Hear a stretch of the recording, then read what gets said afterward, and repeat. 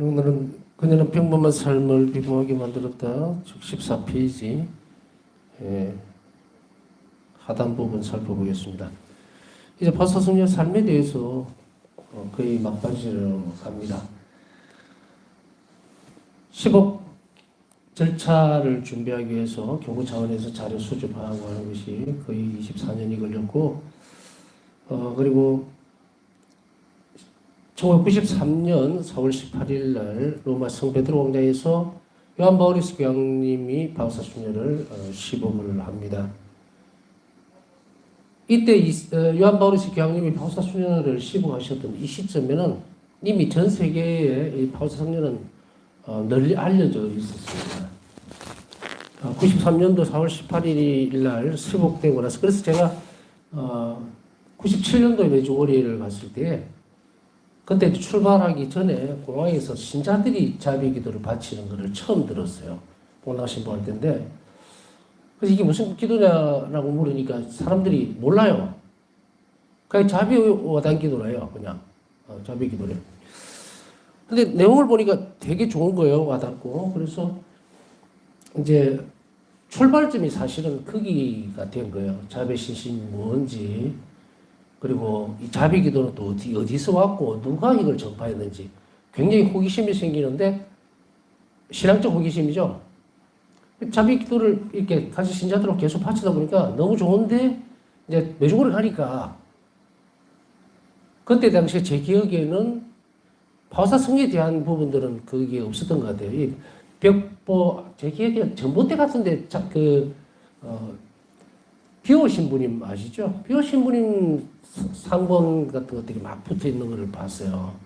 비오 신부님 대해서 들었기 때문에 아는데, 근데 이제 거기서 자비 기도가 도대체 어디서 나오는지 좀 이상한 거는 신자들은 관심이 없더라고요. 그냥 이게 자비 기도입니다, 좋은 겁니다, 이것만 나한테 이야기를 해주지, 이 기도가 도대체 누구에 의해서 전파가 됐고, 그리고 이 기도가 어떤 내용으로 이루어져 있는지에 대해서 알려주는 사람이 없었어요. 그래서 그것이 아마 첫 출발이었겠죠. 그런 것이 없었으면 찾아났을지도 않았을 텐데, 또 상고는 또 도대체 무슨 의미인지, 분명히 이게 있으면은 뭔가 있을 텐데라는 그런 것 때문에 이제 각설하고 인터넷을 뒤지고 찾고 막 이러다 보니까 97년도니까 93년도 유추해 보면은 몇 년 안 됐죠. 한 4년 정도 뒤에 상당히 빨리 기도를 배운 것 같아요. 근데 참 좋다라는 생각을 하면서 이제 그 근간이 되는 것을 막 찾고, 신학적인 무슨 해석이 있을 텐데, 이런 것이 사실은 발길을 폴란드까지 가게 만들었어요. 동유럽까지. 직접 가보자. 이건 뭐 한국 땅에서는 뭐 물어봐도 아무도 모르고 아무도 대답도 안 해주고, 그래서 직접 가서 이 기도가 정말, 그때는 자비 신심이라는 것이나 신심인 줄도 몰랐어요. 신심인 줄도 모르고 근데 기도가 있네? 참 좋네? 이런 정도. 그래서 그 근간에 대한 호기심들 때문에 이제 막 인터넷을 뒤지고 찾고 이러다 보니까 이제 이게 좀 이상하다. 그때 이제 바오사수녀 성녀에 대해서 알게 됐죠. 그때는 이제 성녀가 아니죠. 바오사수녀에 대해서 알게 되고 자비 성모 수녀에 대해서 알게 됐는데, 지금 생각해 보면 그때가 막 복잡함이 올랐을 때니까, 그래 그 복잡함이 오르기 그 이전에도 바오사성녀가 왜 유명했느냐면, 물론 수녀원 내에서도 굉장히 이제 사후에 돌아가신 후에 이 덕성이 알려지면서 굉장히 이제 존경을 받기 시작하고, 또 내부적으로도 이분에 대해서 일기에 대해서 여러 가지 작업들이 있었겠죠. 기도하고 전구도 많이 청했을 것이고, 그래서 그 93년도에 수녀원에 가면은 무덤이 있어요. 수녀 묘지가 있죠. 수녀 묘지에 가니까 이제 빈 무덤만 있더라고요. 제가 2000년 2월에 갔을 때는. 왜냐하면 복잡품이 올랐기 때문에, 복잡품이 오르고 나면 유해를 발굴해서 모십니다. 그래서 지금 현재 자비 전당에 유해를 모시고 그 일부가 되는 유해를 이제 분배를 했어요. 그래서 전례 안에서 공경받을 수 있는, 받도록 되어 있는 명기가 되어 있어요. 전례 안에서. 그래서 제가 저 유해를 모시고 올 수 있었던 것은 본당 신부이기 때문에 가능했고, 제가 만약에 수도의 신부였으면 모시고 오지를 않고 추지도 안 했어요. 그래서 그 유해를 모시고 오는데, 저기 이제 보통 유해는 무릎뼈입니다. 무릎뼈가 가장 오래 간다 그러는 것 같은데. 하여튼 그 바우사성의 유해를 정리를 이제 일부는 다 하고 남은 부분들은 유해는 지금 자비의 전당에 모셔놓고 일부를 분배를 해서 저렇게 이제 전 세계로 이렇게 모셔지게 됐어요. 그래서 지금도 어느 세계 어느 곳에서는 전부 다 바우사성의 유해를 모셔놓고 기도하는 곳이 있겠죠. 꼭 폴란드만 아니라더라도 이제 출발은 이제 그렇게 된 거예요. 자, 이제 성인품에 오르고, 이제 복제품에 오르면서 이제 이 분배가 되고, 그 다음에 성인품에 이제 2000년, 4월 30일 날 베드로스 성전에서, 광장에서 요한 바울 2세 교황회에서 시승이 되죠. 그래서 복제품도 올리는 것도 요한 바울 2세 교황님이었고, 성인품 오르는 것도 요한 바울 2세 교황님이었어요. 그리고 살아생전에, 살아계실 때에, 바우사 성녀가 익히 그 요한 바울 2세 교황님을 한 두세 차례 만났어요. 알고 있습니다. 그래서 참 놀라운 섭리죠. 어떻게 주교가 되기도 전에 벌써 사제 때, 신학생 때, 그때 사제가 때 그때 신학생 그 라인에서 만났으니, 그래서 이제 바우사 성령 사후에 자비의 상본이 널리 알려지게 되고 1차, 2차, 이제 2차 세계대전이 터지게 돼요. 1차 세계대전, 2차 세계대전. 특히 이제 많이 알려지는 것은 2차 세계대전 때 막 이 프린트를 해서 상본이 흑백으로 된 상본이 막 전파가 됩니다. 유럽 전역에. 그 전역에 전파가 됐던 그 상본이 저 상본이에요. 그래서 몇 수천만 장이 이제 뿌려지게 되죠. 아우슈비츠 수용소까지도 이게 다 그 바람에 막 삐라같이 날아서 들어가고 마지막 희망으로 이제 이 상본이 있는데 알려지게 되는데 그 상본 앞에서 수없이 많은 기적들이 일어납니다.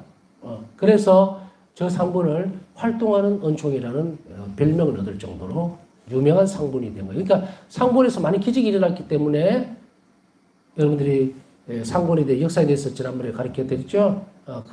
이 상본이 은총이 가장 많이 드러난, 그래서 하나님이 선택한 상본이기 때문에 이 상본을 영구히 영원히 크라카우에 모셨다 이 말이에요. 그래서 이 상본이 크라카우에 있는 그 상본입니다. 그것은 바로 이 하나님께서 이런 전에도 설명을 해드렸죠. 어떤 부분들은 우리가 믿자 이렇게 해서 공포가 되는 것이 아니라 신자들의 신심 안에서 혹은 하나님의 섭리 안에서 많은 기적이나 또 이적들이 일어날 때, 은총이 많아질 때 그때 교회는 보고 판단을 합니다. 아, 이것은 옳다 이렇게 되죠. 상본도 먼저 기적이 굉장히 많이 일어난 거예요. 수도 없이 많은 기적이 일어나고 나서 수없이 많은 은총을 받고 회개도 하고 내적인 은총, 외적인 은총 다 받고, 그래서 몇 수십 년을 흘러오면서 이 상본은 활동하는 은총이다. 은총이, 그러니까 활동하는 은총이 무슨 의미인지 아시겠죠? 살아 움직이는 거예요. 상본을 모시는 곳마다. 그래서 이 상본이 바로 하느님이 선택하신 상본이라고 딱 이제 정하게 됩니다. 그래서 영구 보존을 하기 위해서 이 상본을 크기도 원래 크기보다 똑같지만 조금 작게, 좀 작게 만들어서 지금 크라카우에 있는 성전에 모셔놓게 됩니다. 자비의 성전에. 그리고 또한 마찬가지로 바우사 성녀가 생전에 활동하셨던 모든 것들이 이제 천천히 드러나기 시작합니다. 특히 이제 다른 신부님들 많은 분들의 노력들도 있었고 또 수돈 자체의 노력도 있었고, 그래서 이 자비 신심 자체가 천천히 파져나가면서 바우사 성녀의 영성도 같이 전파가 되게 되죠. 그래서 널리 알려지게 됐기 때문에 이미 93년도에는 뭐 유럽 전체에는 다 웬만하면 다 알고 있는 그런 상황이 됐던 배경이, 특히 전쟁 때문에 더 빨리 우리가 위급한 상황에는 뭔가 더 간절하게 하나님께 다가가려고 하죠. 그러한 부분들도 같이 움직이는 것 같아요. 그래서 제가 생각할 때는 1차 세계대전, 2차 세계대전 정말 다시 일어나서는 안 되는 그런 엄청난 비극 가운데에서 하나님의 섭리는 바로 이런 자비의 모습으로 드러나 있었다. 그렇기 때문에 수없이 많은 사람들이 이 자비의 신심을 붙들고 살았다는 거예요. 하나님 자비에 의탁하고 정말 그 전쟁이라는 상황 속에서, 그 끔찍한 상황 속에서 앞을 내다볼 수가 없잖아요. 학지도 굶주리고 집은 다 부서지고 뭐 언제 폭격이 맞아 죽을지도 그런 절박한 상황 속에서 하나님께 의탁하고, 그리고 서로에게 자비로운 모습들을 보이면서 수없이 많은 기적들이 일어나기 체험이 되게 되고, 그것이 그 시간을 견뎌내게 만들었던 그 부분이고, 그리고 앞으로도 이제 그 기간 동안에 가장 중심에 딱 자리가 잡은 건 뭡니까? 인류의 마지막 희망이 바로 하나님 자비의 신심이다 하는 것이 전체적으로 드러나게 됩니다. 그래서 예수님은 바울사 성령에게 인류에게 이렇게 얘기해라. 이제 마지막 희망으로 내 자비에 의지해라. 이것만이 너희들에게 주는 치유책이라고 그랬죠. 치유책. 아픈 사람만이 치유가 필요한 겁니까? 아닙니다. 치유책이라는 것은 우리가 삶을 살아가면서 좌절이라든지 절망이라든지 이런 쓴맛을 안 본 사람 아무도 없어요. 그때 어디에 기댈 것인가? 하나님 자비의 청이라. 그것만이 우리가 살아갈 길이에요. 현세적으로도 살아날 뿐 아니고 그것은 복음적이에요. 완전히. 행복한 사람, 자비를 베푸는 사람 행복하다. 그들은 자비를 입을 것이다. 진부 8단 내용 아시죠? 우리가 추구해야 되는 그 행복이 바로 자비라는 거예요. 그래서 인류에게 이 부분을 바울사 성령은 다시금 가르쳐 줍니다. 이 진리를 상기시켜야 돼요.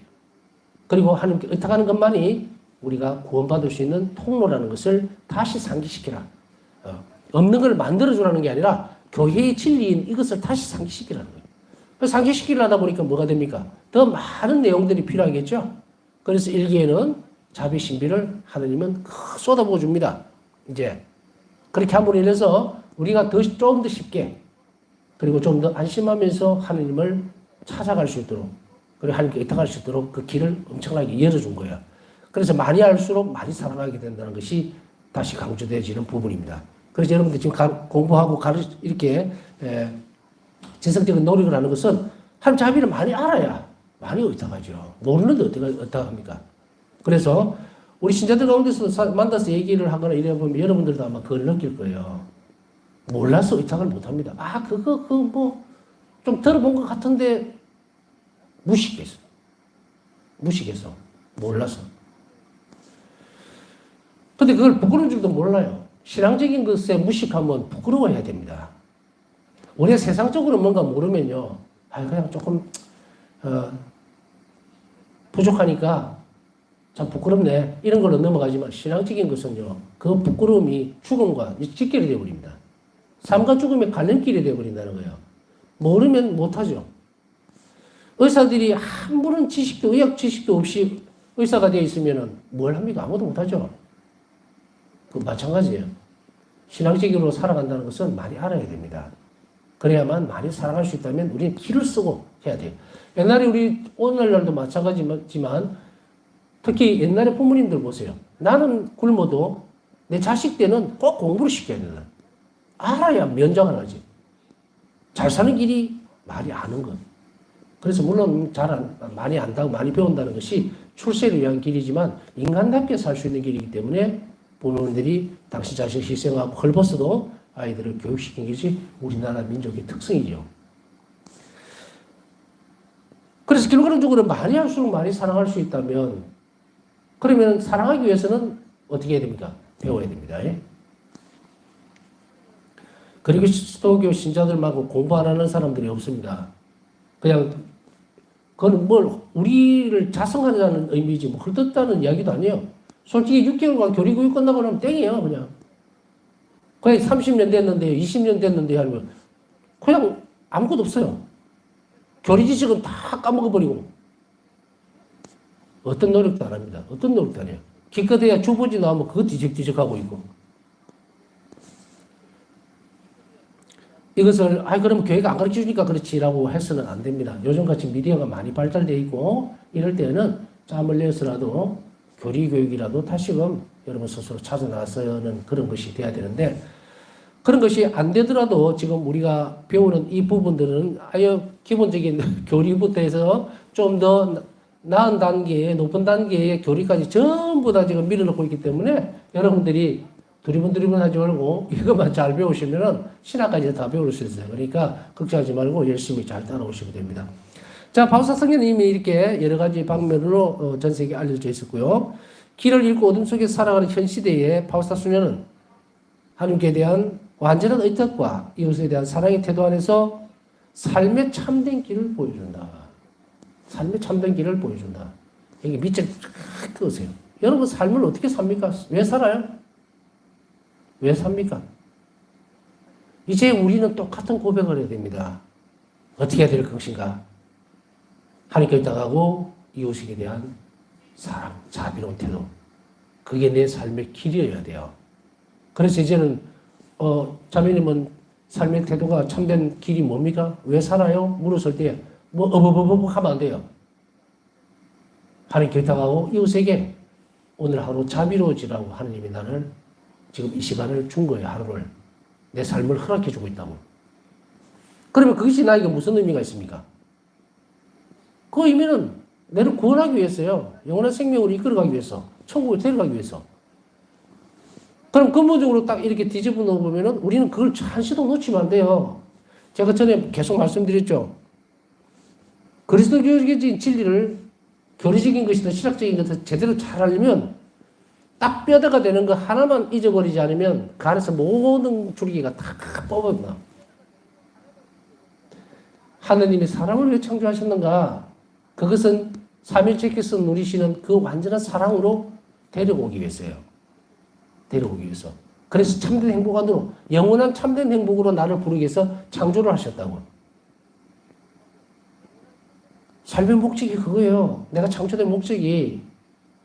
이제 방황하면 안 됩니다. 그런데 나는 왜 이렇게 불행할 거예요? 나는 왜 이렇게 태어나면서부터 너무 힘들고요? 사람들한테 무시당하고 내가 이렇게 대접받기 위해서 하나님이 나를 이렇게 태어나게 하셨습니까? 라고 하면 X입니다. X. 이 사람은, 그렇게 말하는 사람은 똑바로 이렇게 대답해 줄 수 있어요.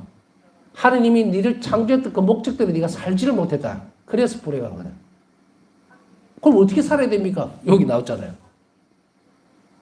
신학생활 열심히 하면서 하나님께 의탁하고 이웃에게 자비로운 것. 그걸 지금부터 하면 그게 직업할 때는 나오는 참된 행복이죠. 지금부터 누리게 되면 이제 그런 소리 안 해요. 뭐 불행하니? 나는 왜 이렇게 고통이 많니? 맨날 나는 왜 이렇게 살다가 이제 다 늙어버렸을까? 내가 이렇게 살라고 태어났나? 하나님 왜 내가 이렇게 살도록 만들었습니까? 하고 항변할 이유가 하나도 없어요. 자비롭기 위해서 태어난 겁니다. 그래서 사랑받기 위해 태어난 게 아니라 사랑하기 위해서라고 했잖아요. 사랑하는 자만이 하나님 안에 있게 돼요. 그러니 하나님께 의탁하고 이웃의 자비로운 것은 하나님 나를 이 땅에 태어나게 한 뒤에 천국으로 데려가기 위해서요. 지금은 우리가 70년, 80년 뭐 그거 갖고 내 삶이 어쩌니 저쩌니 하죠. 우리를 기다리고 있는 그 영원한 행복을 조금이라도 맛본다면 그런 소리 안 해요. 내가 80평생, 90평생을 정말 성당에서 호락하게 기도하고 내가 신앙생활만 쫓아가고 사회적인 어떤 부분들 한 번도 안 쳐다보고 그렇게 살았다 하더라도 그걸 가지고서 내가 아이고 내 한 생에 밖에 나가고 재밌는 것도 못 찾아서 하지도 못하고 이렇게 살았네 그럴 거예요? 아니에요. 그러면 수도자들은 뭡니까? 어떤 존재입니까? 봉쇄 수도자들은 왜? 이미 그 참된 행복을 그렇게 사회 안에서 보여주고 있죠. 이 세상 안에서. 우리는 그들을 봐야 됩니다. 아 저렇게 사는 방법도 있구나가 아니에요. 우리는 그들에 비하면 얼마나 많은 걸 누리고 삽니까? 응? 우리가 볼 때, 제가 볼 때도 봉쇄 수도자들 보면 저렇게 어떻게 살지? 그 봉쇄된 그 상태 안에서 그래도 너무도 행복해 보이는 집 그걸 보면서 하나님의 존재에 대해서 의심을 할 수가 없어요. 거기에 비하면 내가 이 세상 안에서 뭐 어떤 어려움들이 좀 있기는 하지만 그래 얼마나 많은 자유로움 속에서 내가 할 수가 있는가. 그걸 생각한다면 우리는 어떻게 됩니까? 내 삶의 길을 바꿔야 되죠. 그래서 의탁과 자비의 태도는 내가 태어나면서부터 태어난 목적이에요. 내가 이렇게 내 삶의 길이라고. 그런데 그렇게 살지 못하고 하니까 어떻게 된다고 얘기했습니까? 기차가 어디로 달려요? 고속도로로 달립니까? 국도로 달립니까? 철로로 다녀요. 철로를. 얼마나 많은 신앙인들이 자기가 기차인 줄도 모르고 고속버스인 줄 알고 막 철로에서 이탈해가지고 가다가 뒤집어지고 엎어지고 얼마나 불행한 사람들이 많습니까? 신앙인 가운데. 그러면서 하나님을 원망하고 하나님은 나에게 왜 이러십니까? 라고 하죠. 자, 바우사 성령을 통해서 우리는 이 길을 확실하게 알았다면 이제 여러분들의 삶의 길은 완전히 바뀌어야 됩니다. 완전히 턴을 해야 돼요. 그래서 여러분 각자의 삶이 이제 자비의 길이라는 철로라는 그 위로 올라와야 돼요. 그리고 묵묵하게 하나님께 의탁하는 그 길, 직진 계속 해야 됩니다. 그랬을 때에 여러분들은 행복을 여기에서뿐 아니고 저곳에서도 보장받을 수가 있어요. 이것을 완전하게 보여준 분이 바로 바울사 성령입니다. 하나님 자비에 의탁하고 하나님께 의탁하고 이것에게 자비로운 이 길, 이것으로서 완전한 성인의 모습, 성인이 되시죠? 그러니까 그 길이 확정되어집니다. 2000년 4월 30일 요한 바울 20 교황님은 파우스타 순위를 성인들의 반열에 올리면서 2000년 새 시대를 열면서 자비의 때를 선포합니다. 그래서 새천년기의 첫 성인으로 파우스타 성녀를 성인 반열에 올리게 되죠. 저는 파우스타 성녀 유해를 4월 달에 모시고 왔는데 정확하게 날짜를 기억을 못하겠는데 뭐 유해를 모시고 들어와서 조금 지나니까 신문에 딱 보니까 파우스타 성녀가 성인 후에 올랐더라고요. 그러니까 한 일주일인가 보름 차이로 내가 성인 유해를 모시고 복자 때 모시고 온 거예요. 모시고 오고 나서 그 다음에 로마에서 4월 30일 날 시성식을 한국에 들어와서 그 뒤에 들었어요. 그러면서도 너무 감사하고 또 많은 은총을 받았다고 생각을 했고 지금도 마찬가지고요. 여러분들도 시간이 있을 때에 파우스타 성녀에게 와서 많은 은총을 받아가시기 바랍니다. 자, 그 다음 제2장. 그녀는 평범한 삶을 비범하게 만들었다. 이제 제목이 나옵니다. 파우스타 성녀는 어떻게 당신 자신의 삶을 아주 평이한 것을 통해서 특별하게 만드는 것인가? 그럼 이게 비범하게 만들었다는 건 뭐예요? 간단하게 이야기하면 우리가 볼 때 그냥 평범한 일을 가지고서 내 구원의 선익이 되도록 만들었다는 거예요. 선익이 되도록. 이게 보아예요. 보아. 하늘나라의 보아. 여러분들이 하늘나라의 보아가 뭐라고 생각을 하세요? 그냥 뭐 천국에는 집이 없으니까 아니면 무슨 뭐 먹고 살아야 되니까 돈이 있어야 되는 그 보아를 생각하시는 겁니까? 아니면 어떤 거예요? 우리가 천국의 보아라고 하는 것은 쉽게 이야기하면 이렇게 설명을 할 수가 있어요. 자, A라는 사람이 천국에 가서 심판대에 딱 섰어요. 섰을 때에 예수님은 한 사람의 영혼을 판단하시는 건 아니에요. 뭐 조목조목 물어보고 대화하고 뭐 우리가 법정에서 그렇게 되는 게 아니라 그 한 영혼이 딱 들어서게 되면 이제 예수님은 심판관으로서 그 죄인을 이제 그 사람을 죄인이 아니죠. 그 영혼을 이제 심판해야 되죠. 심판하게 딱 될 때에 이 사람은 보아는 뭐냐면 자비입니다. 만일에 10개를 가지고 있으면 보아를 10개를 가지고 있으면 10개의 자비로운 일들을 예수님께 변호를 합니다. 그러면 예수님은 그것을 보시고서 그 영혼을 뭐로 본다? 자비로 심판하시는 거예요. 이겁니다. 우리가 자꾸 생각하니까 뭐 보아라 그러니까 그게 비유적으로 표현한 거잖아요. 하늘나라에 보아를 쌓아라 이러니까 이게 무슨 다이아몬드라든지 뭐 보석이라든지 아니면 뭐 휘황찬란한 집이라든지 이렇게 생각을 하는데 이제 생각 다 뜯어고치세요. 이 보아는 자비입니다. 심판대에 섰을 때 그 영혼이 얼마나 많은 보아를, 이 자비로운 그게 나를 변호해 준다고. 그래서 예수님은 이 사람에게 있는 아주 작은 자비로운 행위의 결과물로 되어지는 누가 그 사람이 자비로운 일을 하나만 하더라도 그게 보아예요. 그럼 그걸 보고서 이 사람을 정의로 심판을 안 하려고 하시는 거예요. 그래서 예수님은 그 영혼을 주밀하게 봅니다. 처벌을 하기 위해서 보는 게 아니고 용서해 줄 그 건수를 보는 거예요. 그런데 탈탈 털어도 자비가 하나도 없으면 예수님 어떻게 하실 수가 없어요. 그냥 정의의 심판을 할 수밖에 없어요. 어디로 갑니까? 연옥으로 가야죠. 또한 그것을 훨씬 뛰어넘어서 자비뿐 아니고 자비를 거부했던 영혼이 온다면 정의는 그 영혼이 어디로 가게 됩니까? 지옥으로 갑니다. 여러분들 이 대목 잘 들으세요. 이 땅에서부터 자비로운 일을 하지 않으면요. 우리는 다음 순서로 연옥으로 간다고 생각을 해요. 그런데 우리는 일기에서 분명히 이야기를 하고 있어요. 하느님의 자비를 한 번도 믿지도 않고 실천하지 않았던 영혼이 어디로 갔을까? 지옥으로 갑니다. 연옥 못 가요. 자, 일기에서 분명히 뭐라고 얘기합니까? 바오사 성녀가 일기에서 이렇게 얘기했죠. 기도를 열심히 한 그 수도원의 수녀가 있었어요. 그래서 예수님께 계속 기도를 계속 하다가 이 영혼이 천국에 갔습니까? 하고 물었을 때 예수님 뭐라 그러는지 기억나시죠? 아니 그 영혼 지옥에 갔다. 깜짝 놀래죠. 수녀님. 바오사 성녀는. 아니 왜 그 영혼을 위해서 그렇게 기도를 했는데 지옥에 갔을까요? 묻죠. 예수님 뭐라 그래요? 네 기도가 부족해서가 아니고 그 영혼이 스스로 거부하고 가버렸다. 어떤 의미인지 아시겠어요? 지옥으로 가는 영혼이? 그러니 이 땅에서 누구든지 자비로운 일을 하나라도 해야 해요. 끈데기라도 하나 있어야 된다니까요. 절대로 소홀히 듣지 말아요. 그러니까 이것이 얼마나 중요한 일입니까? 우리가 자비 5단 기도 때 그 엔딩에서도 우리가 한번 살펴봤지만 자비 5단 기도에서 마지막 임종하는 사람의 마지막 희망으로 그것을 5단이라도 한 자비를 받아들이면서 믿으면서 그 자비 기도 5단만 바치더라도 내가 그에게 자비를 베풀겠다 했죠. 내 영광으로 그걸 지켜주겠다. 한 번만 하더라도. 이게 무슨 의미냐. 그것마저도 안 하게 되면 무슨 일이 벌어집니까?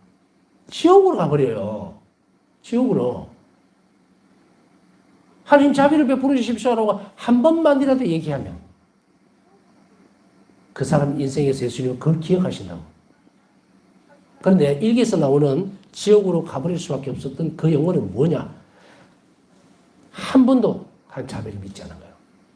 자비를 베풀어 달라고 입으로만 말할 우리가 보면은 미사 때 항상 주님 자비를 베푸소서 하죠. 입으로 하는 게 아니고 진심으로 한 번이라도 주님 자비를 베풀어 주세요라고 하면 그게 남아있는 거예요. 그래서 빛이 들어갈 수가 있는데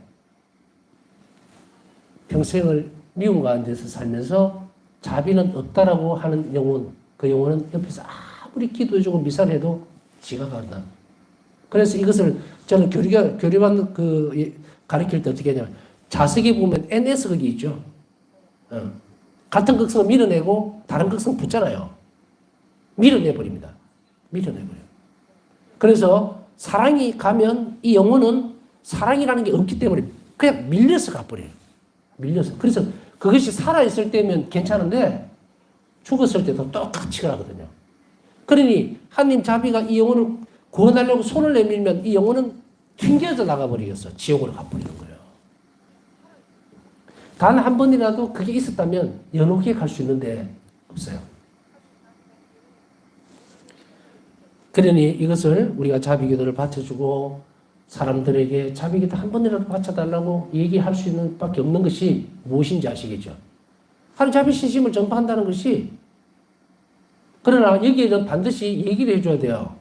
어떤 분들 보면 아이고 자비기도 야 이거 참 좋단다 해봐라. 절대로 안 됩니다. 입으로만 떠들어대는 건 아무 소용이 없어요. 하나님이 자비를 잊게 한 조건이 뭡니까? 하나님 자비를 잊게 한 조건이 그것은 자비로워야 돼요. 시간이 되고 때가 되면 내가 하나님 자비를 사람들에게 베풀 것이라고 하는 것과 하나님께 의탁하는 태도가 기본이 돼야 돼요. 기본이. 그것이 있어야만 이 기도가 효과적이 됩니다. 이 기본적이니까 여러분들이 이제 잘 들었으니까 또 여기서 강조할 필요는 없겠죠? 그러니까 이렇게 얘기를 해주면 됩니다. 자비 오단 다치는 사람에게는 뭐 의탁을 하라 뭐 이런 복잡하잖아요. 지금 나이도 많고 연세도 많은 분들이 알아듣지도 뭐 그때는 하나님 자비를 믿으세요. 하나님 자비롭다는 아시잖아요. 알지. 예수님 참 좋은 분이야. 그러면 탁 낚인 거예요. 그 마음을 가지고 자비 오다기도 바치세요. 라고 하면 됩니다. 일단 그러면 1단계로 넘어가요. 자, 어떤 요령으로 하는지 아시겠죠? 그랬을 때 한 영혼에게 큰 기쁨을 줄 수 있고 또 그 영혼을 하나님께로 데리고 가는 역할도 같이 하게 됩니다. 소홀히 할 수 없는 부분이죠. 자, 성인들은 저마다 자기 나름의 고유한 영성적, 사도적 특징으로서 그리스도인이 완되게 이르는 길의 모범이 됩니다. 성인들은 각자가 다 다르죠. 나름의 고유한 영성적인 부분과 사도적 특징으로 그렇게 연결이 되어지죠. 따로따로 구별이 됩니다. 그래서 우리가 쉽게 얘기하면 뭐 그렇게 큰 지식이 없어도 프란치스코 성인 가난한 정신, 영성적인 특징이 탁 드러나죠. 평생 가난함으로 인해서 당신이 가난하게 오셨던 예수님과 닮으려고 일치하려고 하는 그런 그 영성의 뼈대가 있단 말이에요. 그 특징이 확 드러납니다. 예? 그러면서 완덕에 이르려고 하는 그런 부분들을 수도 없이 많은 부분들에서 각각의 성인들이 다른 방법으로 전부 다 드러냈죠. 그래서 우리 선물이라는 이야기입니다. 근데 파우사순녀는 그리스도가 친히 가르치셨던 일기 145, 360이 특별한 부분입니다. 자, 여기서 주의를 잘 기울일 필요가 있습니다. 파우사순녀는 예수님께서 친히 가르치셨어요. 직접 가르치셨다. 직접 가르치신 특별한 모범입니다. 무슨 의미인지 아시겠죠? 많은 성인들이 예수님 만났어요. 만났다고. 만나고 이런 바우사 성녀가 걸어가야 되는 영성적인 길에 대해서 완덕에 이르는 그 길을 계속해서 교육시키고 가르쳤던 분은 바우사 성녀가 유일하다는 이야기입니다. 친히 직접 가르치셨다. 그래서 일기는 예수님이 바로 하신 것이기 때문에 이것에 대해서는 추후에 어떤 의심도 있어서는 안 되고 이것을 그대로 받아들이는 작업이 대단히 중요해요. 그렇기 때문에 이런 의미들이 제대로 와닿고 제대로 배우는 것이 굉장히 중요하다. 어떤 사람이 예를 들어서 하나는 예수님을 만나고 싶어요 라고 하면 일기로 가보세요. 그게 예수님이 얼마나 수없이 많은 얘기를 나에게 해주고 있는지 직접. 그 안에 모든 답이 다 들어있습니다. 뭐 특별하게 뭐 예수님이 뭐 나타나셔가지고 뭐 사랑하는 내 아들아 이래 주기를 바랍니까? 그런다고 뭐가 달라집니까? 안 달라져요. 사는 법을 배워야 돼요.